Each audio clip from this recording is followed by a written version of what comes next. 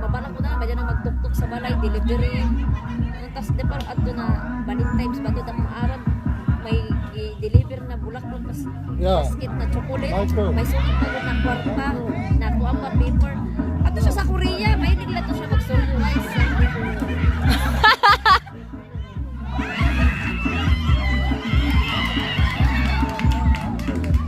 Madaya man may isiton, lawari ba ng kama ganun ka.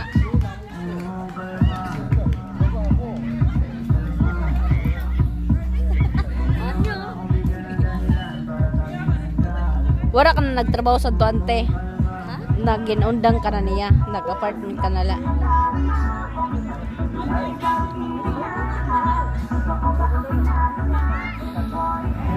Tas pagka ano niyo sa to, nagbulag dayon. Magulang ng mga tulis na sa budak sa may quality. Tapos nakilala ko pa ako ni Chito.